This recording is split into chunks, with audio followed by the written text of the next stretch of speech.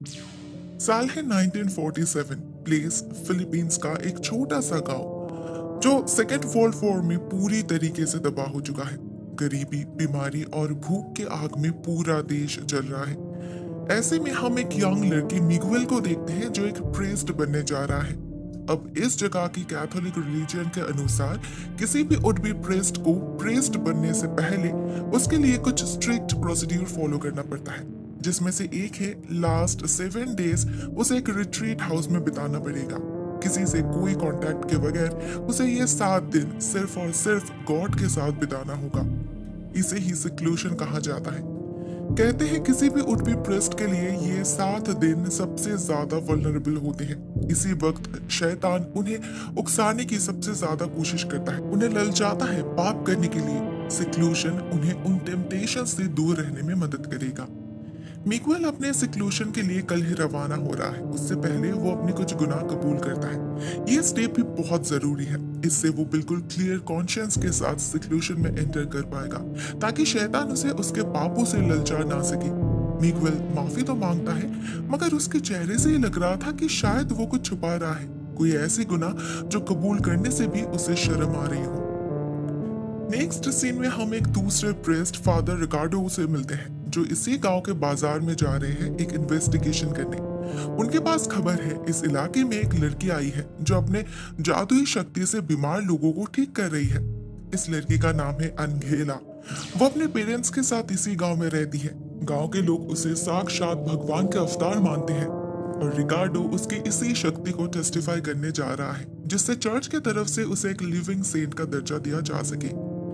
रिकार्डो के आंखों के सामने ही एंगेला एक के बाद एक बीमार मरीज को अपने शक्ति से सिर्फ छू के ही क्योर कर देती है, और तब उसके मुंह से एक अजीब तरह की ब्लैक लिक्विड निकलने लगते हैं। हो सकता है ये उन्हीं लोगों की बीमारी हो जो एंगेला के खून में मिल रही है, या फिर बात कुछ और है।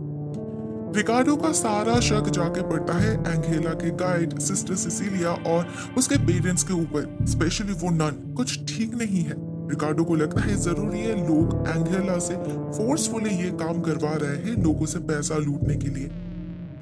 एट द सेम टाइम हम मिगुएल को अपने रिट्रीट हाउस में एंटर करते हुए देखते हैं। यह घर घने जंगल के अंदर एक बिल्कुल सुनसान इलाके में है, जहां आसपास और कुछ भी नहीं है। मिगुएल की मुलाकात होती है इस घर के इंचार्ज सैंडोवल से। अगले 7 दिनों तक उन्हीं के निगरानी में रहना होगा। सैंडोवल बहुत ही ज्यादा खड़ूस है और स्ट्रिक्ट भी। वो बिल्कुल क्लियरली मिगुएल से कह देते हैं कि ये कोई घूमने की जगह नहीं, ये उनका लास्ट टेस्ट है, जो डेफिनेटली आसान तो नहीं होने वाला। यहाँ पर मिगुएल जैसे और भी 3 नोविस हैं, कार्लो, फेबियन और मार्को। यहाँ पर खाना बहुत ही ज्यादा लिमिटेड है। दिन में सिर्फ 2 ही बार उन्हें खाना मिलेगा, ब्रेकफास्ट और डिनर के वक्त, और सिर्फ तभी वो लोग एक दूसरे से बात कर सकते हैं। बाकी के समय उन्हें अपने कमरे में प्रेयर्स करके बिताना पड़ेगा। देखते देखते रात आ जाती है। सैंडोवल उन्हें सावधान करते हैं अपने अंदर के शैतान से बच के रहना, जिसका मतलब हमें अगले सीन में ही पता चल जाता है। रात भर उन लोगों के साथ उस रिट्रीट हाउस में अजीबोगरीब हादसे होने लगते हैं। हम देखते हैं कार्लो बहुत ही ज्यादा भूखकर है, उससे भूख बर्दाश्त ही नहीं होती। वो चुपके से अपने कमरे में कुछ टॉफीज खाता है, और जैसे ही वो सो जाता है 2 स्पिरिट्स आकर बाकी टॉफीज को खा लेते हैं। दूसरी तरफ फेबियन को एक ओल्ड लेडी दिखती है जो उसके हाथ बांध के पागलों की तरह उसकी पिटाई करती है। उधर जहां मार्को को कुछ लड़कियां पूरी रात सोने नहीं देती, वहीं मिगुएल को मदर मेरी में एक दूसरी लड़की दिखती है जो उसके बाइबल में आग लगा देती है, जिसे बुझाने में मिगुएल का हाथ जल जाता है। साथ में ये लड़की उसे बहुत गाली देने लगती है, भला बुरा सुनाती है उसे। ठीक उसी वक्त उधर रिकार्डो को चर्च में किसी की रोने की आवाज सुनाई देने लगती है। रिकार्डो अपना प्रेयर छोड़ के देखने जाता है तो उसे एक कोने में एंगेला दिखती है, जो अंधेरे में बैठकर रो रही थी। उसका पूरा शरीर खून से लथपथ था। पता चलता है किसी ने उसके पेरेंट्स का खून कर दिया है, बहुत ही ब्रूटली। सभी गेस कर रहे थे कि ये शायद लुटेरों का काम हो सकता है, क्योंकि गांव में सभी को पता था इस परिवार के पास इन दिनों बहुत पैसा है, और कुछ तो उस नन पर भी शक कर रहे थे। एंगेला किसी तरह चर्च में जाकर तो छुप गई, मगर वो शौक में आ गई थी, किसी से कुछ भी कह नहीं पा रही थी। कुछ देर बाद ही सिस्टर सिसिलिया जाकर हाजिर हो जाती है चर्च में। एंगेला सिर्फ उसके साथ ही सेफ फील कर रही थी, तो उसी पर एंगेला की कस्टडी सौंप दी जाती है। उन दोनों के सेफ्टी के लिए उसी रात उन्हें एक सीक्रेट जगह भेज दी जाती है, जिसके बारे में सिर्फ बिशप को ही पता होता है। रिकार्डो को ये डिसीजन बिल्कुल भी ठीक नहीं लग रहा था। वो बिशप को समझाने की कोशिश भी करता है, मगर बिशप सिर्फ उसे अपने इन्वेस्टिगेशन में ध्यान देने के लिए कहते हैं। असल में वो लोग ऑलरेडी मान चुके थे कि ये एंगेला एक लिविंग सेंट है। एंगेला और सिसिलिया रवाना हो जाते हैं। जब उनकी गाड़ी जाकर रुकती है दरवाजे के सामने, तब हमें पता चलता है उन्हें उसी रिट्रीट हाउस में भेजा गया था जहां मिगुएल रह रहा है। इनिशियली सैंडोवल उन्हें रखने से मना कर देता है क्योंकि इससे उन नोविस प्रिस्ट की प्रॉब्लम हो सकती है, मगर बिशप का ऑर्डर तो मानना ही होगा। फाइनली उन्हें एक स्टोर रूम में जगह मिलती है। इससे एंगेला बिल्कुल भी अपसेट नहीं होती क्योंकि उसका इंटेंशन शायद कुछ और ही था। सिस्टर सिसिलिया को भूख नहीं लगी थी तो एंगेला अकेली ही जाती है खाना खाने। वहां हमें पता चलता है एंगेला के पास लोगों की माइंड रीड करने की शक्ति भी है। वो किसी को देख के ही उसके बारे में सब कुछ जान लेती है। जैसे सैंडोवल को देखकर ही उसे पता चल जाता है कि सैंडोवल पहले एक प्रिस्ट हुआ करता था, मगर उसके किसी गलती के लिए चर्च से उसे निकाल दिया गया। तब से वो इतना खरूस हो चुका है। एंगेला उसे समझाती है भगवान ने उसे माफ कर दिया है, उसे अपने जीवन का नया पर्पस ढूंढना चाहिए। इन बातों से सैंडोवल बहुत ही ज्यादा एक्साइटेड हो जाता है और रोते रोते कमरे से निकल जाता है। एंगेला, वो बेचारी बच्ची, अकेले इतने बड़े घर में गुम हो चुकी थी। वो मिगुएल के दरवाजे पर दस्तक देती है, उसे कमरे तक पहुंचाने के लिए रिक्वेस्ट करती है। जब मिगुएल उसे उसके कमरे के सामने छोड़ता है तो एंगेला उसके हाथ को छू के उस घाव को भर देती है और आगे से उसे सावधान रहने के लिए कहती है। नेक्स्ट मॉर्निंग एक बहुत ही अजीब सा हादसा होता है। सैंडोवल इस घर की सारी रिस्पॉन्सिबिलिटीज एंगेला के हाथ में देकर रिट्रीट हाउस छोड़कर निकल जाते हैं। कहते हैं उन्हें नई दिशा मिल चुकी है। एंगेला ने तो उसकी आंखें ही खोल दी। उधर हम फादर रिकार्डो को देखते हैं उन लोगों से बात करते हुए जिन्हें एंगेला से मदद मिली थी। सभी उसके बारे में काफी तारीफ कर रहे थे, मगर उस नन के बारे में नहीं। पता चलता है एंगेला और उसका परिवार पहले कोई डोनेशन एक्सेप्ट ही नहीं करते थे, मगर उस नन के आने के बाद से ही सब कुछ चालू हुआ। एंगेला जब टायर्ड भी फील करती थी तब भी वो नन उसे फोर्स करती थी लोगों को देखने के लिए। ये सब सुनकर फादर रिकार्डो का सिस्टर सिसिलिया के प्रति शक और ज्यादा बढ़ जाता है। कुछ ऑफिशियल से मिलकर उन्हें पता चलता है सिसिलिया को उसके अब्यूसिव नेचर के लिए ही कन्वेंट से निकाल दिया गया था। वो बच्चों को मारती थी, इवन एक को तो उसने जान से भी मार डाला। इसके बाद रिकार्डो जाता है उस गांव में जहां सिस्टर सिसिलिया रहती थी। मिलते हैं उस मदर सुपीरियर से जिस ऑर्फनेज में वो काम करती थी, मगर वो रिकार्डो को कुछ नहीं बताती, सिर्फ एक फाइल देती है और वहां से दफा हो जाने के लिए कहती है। लगता है इस मदर सुपीरियर को सिसिलिया से कुछ ज्यादा ही नफरत है। रिकार्डो उस फाइल को पढ़ने लगता है। उसे पता चलता है ये नन पहले जिस कन्वेंट में टीचर थी वहां वॉर के टाइम हमला हुआ था। सिसिलिया को कई लोगों ने मिलकर रेप किया। बाद में जब उस कन्वेंट में आग लग गई तो उसी आग में सिसिलिया का आधा चेहरा भी जल गया, लेकिन अभी तो उसका चेहरा बिल्कुल ठीक है। दूसरी तरफ उस रिट्रीट हाउस में रात में जब वो लोग सभी खाना खाने जाते हैं तो पता चलता है सारे ब्रेड्स खराब हो चुके हैं। एंगेला अपने शक्ति से उन्हें ठीक कर देती है और पानी को भी वाइन में बदल देती है। सभी हैरान होने के साथ साथ खुश भी बहुत हो जाते हैं, सिवाय मिगुएल की।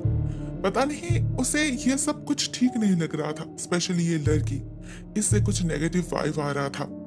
उस रात कार्लो खाना चुराने जाता है किचन, मगर वहां मौजूद एंगेला और सिसिलिया को देखकर रुक जाता है। बात घुमाने की कोशिश करता है, लेकिन एंगेला उसकी मन की बात पर पा रही थी।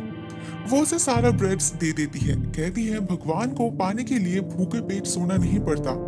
वैसे इतना खाने के बाद भी उसे नींद नहीं आती। वहीं तो स्पिरिट्स उसे हॉन्ट करने लग जाते हैं।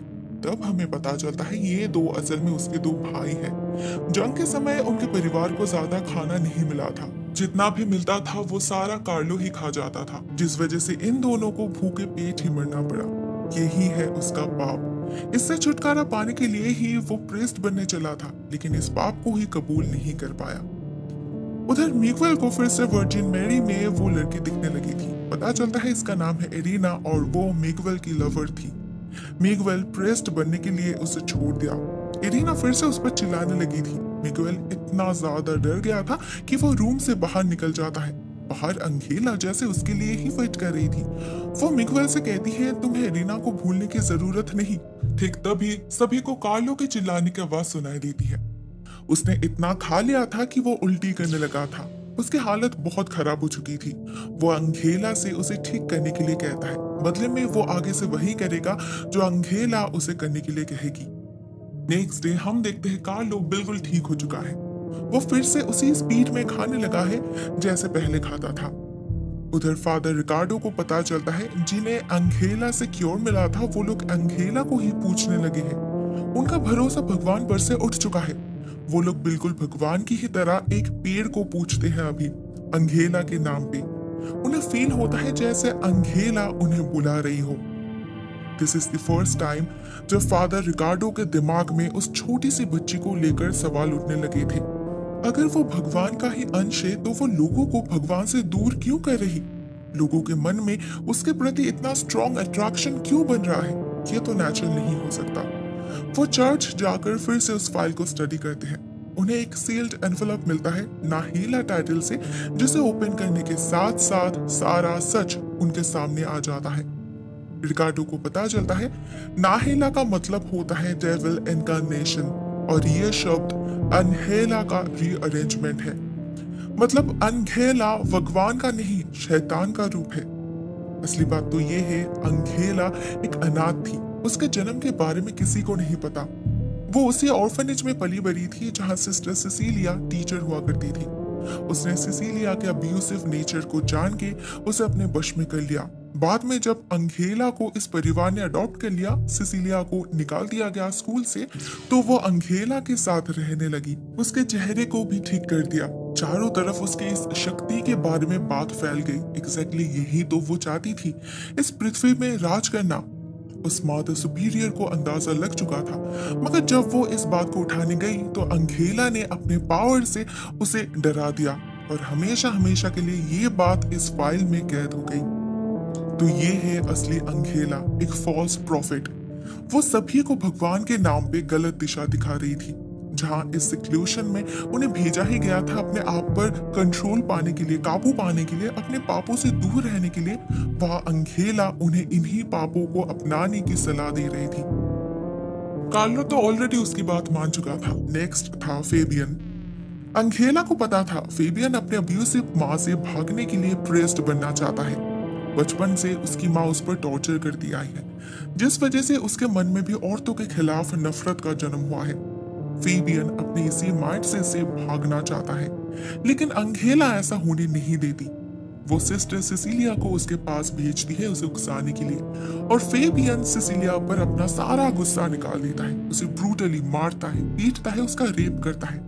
अंगेला सिर्फ सब कुछ अपने आंखों से देखती ही नहीं, साथ में फेबियन को सपोर्ट भी करती है।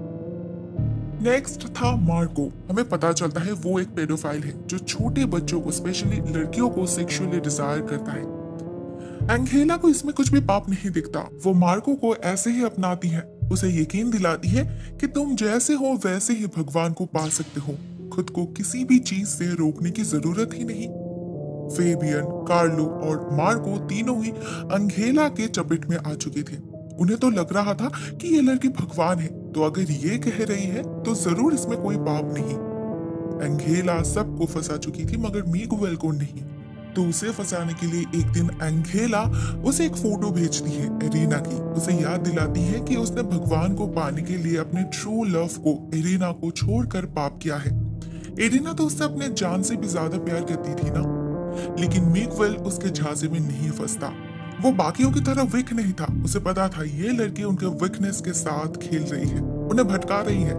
तो वो एक दिन सबके सामने उसके असलियत को लाने की कोशिश करता है, लेकिन उसके पास तो कोई सबूत ही नहीं, और बाकी के सब ऑलरेडी अंगेला को अपना भगवान मान चुके थे। कोई उसे सपोर्ट नहीं करता। तो मिगुएल घर से भागता है बिशॉप से मिलने के लिए, लेकिन वो पहुंच नहीं पाता। एक पत्थर से टकरा के नीचे गिर जाता है और वहीं पर उसकी जान निकल जाती है। उसकी स्पिरिट जंगल के अंदर भटकने लगती है।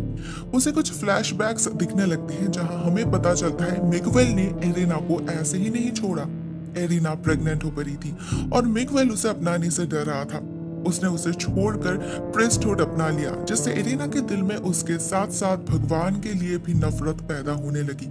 उसे लगा उसके बदनामी के लिए भगवान ही जिम्मेदार है, तो उसने सुसाइड कर लिया, उसी पेड़ से लटक के, जिसे अभी सभी एंगेला के नाम से पूछते हैं, क्योंकि एंगेला ही इरेना और मिगुएल की बेटी है।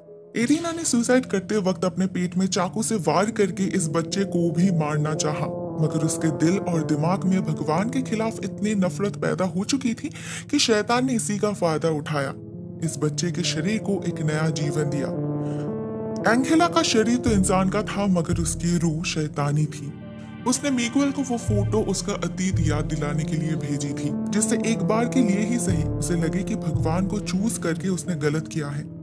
मगर ऐसा होता नहीं, तो एंगेला नया रास्ता अपनाती है, अपने शक्ति से मिगुएल की जान लौटाती है और उसे इमोशनली ब्लैकमेल करने लगती है। इरीना तो उसे छोड़कर चली गई, क्या मिगुएल भी अपनी बेटी को नहीं अपनाएगा?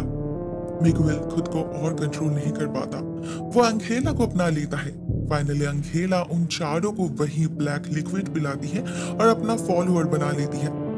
मिगुएल भी उस लिक्विड को पीता है, मगर अभी भी वो एंगेला पर भरोसा नहीं करता। उधर हम फादर रिकार्डो को देखते हैं, जो बिशॉप से मिलने जाते हैं एंगेला की सच्चाई बताने के लिए, मगर उससे पहले ही सैंडोवल बिशॉप को शूट कर देता है और रिकार्डो से कहता है एंगेला रिट्रीट हाउस में है, उसे मिलने के लिए बुलाया है उसने। मतलब यही है उसके जीवन का नया पर्पस, एंगेला के रास्ते को क्लीन करना। उसे रात रिकार्डो जाते हैं रिट्रीट हाउस में, अपनी शक्ति से कोशिश करते हैं एंगेला की एक्सॉर्सिज्म करने की, मगर होता कुछ और ही है। एंगेला उसे उल्टा जिंदा जलाकर राख कर देती है। मिगुएल और चुप नहीं बैठ सकता, वो अपने बेटे को कन्फ्रंट करता है, वो क्यों भगवान के खिलाफ लड़ रही है। जवाब आता है नाहिला से, उस शैतान से, जो कहता है वो भगवान के खिलाफ लड़ना नहीं चाहता, बल्कि वो उन्हीं का नाम यूज करके लोगों को उनके रास्ते से भटकाना चाहता है, लोगों को गलत राह दिखाना चाहता है, जिससे लोग अनजाने में ही शैतान के वश में आ जाए। जब भगवान के पुजारियों को पता चलेगा कि उन्हें कुछ भी सैक्रिफाइस करने की जरूरत ही नहीं, सब कुछ करके भी उन्हें एंगेला जैसा गुरु मिल सकता है जो उन्हें किसी भी बीमारी से बचा सकती है, तो पाप करने से कोई नहीं डरेगा। और ऐसे ही धीरे धीरे गुड और इविल के बीच का डिस्टेंस मिट जाएगा। मिगुएल ऐसा होने नहीं दे सकता था। वो डिसीजन लेता है कि उसे अभी इसी वक्त नाहिला को खत्म करना होगा, इसके लिए उसे अपनी बेटी को ही मारना क्यों ना पड़े। वो एक चाकू से एंगेला को मारने लगता है और हम देखते हैं उसके पेट से काले रंग का खून निकल रहा है, जो सिर्फ और सिर्फ किसी शैतान का ही हो सकता है। एंगेला वहीं पर गुजर जाती है और मिगुएल कहीं गायब हो जाता है, हमेशा हमेशा के लिए। लेकिन असलियत के बारे में शायद किसी को भी पता नहीं चलता, क्योंकि एंगेला के अगेंस्ट बोलने वाले कोई जिंदा ही नहीं बचा था। मार्को, कार्लो और फेबियन को प्रेस्ट बना दिया जाता है, ये जाने बिना ही कि इन लोगों में एक प्रेस्ट बनने की कोई क्वालिटी ही नहीं। ये लोग ना प्योर है, ना कुछ सेक्रीफाइस किया है इन लोगों ने, जिस कारण से उन्हें सिक्लूशन में यानी कि एकांत रहने के लिए भेजा गया था, शैतान से दूर रहने के लिए। उनके साथ वहां सब कुछ उल्टा ही हुआ। एंगेला ने उनके बिलीफ सिस्टम ही बदल डाली और उसी बिलीफ को ये लोग आगे भी स्प्रेड करने वाले हैं। मतलब एंगेला तो मर गई, मगर उसके अंदर का शैतान नहीं, वो जिंदा है, जो हर रोज और लाखों शैतानी रूप पैदा करेगा।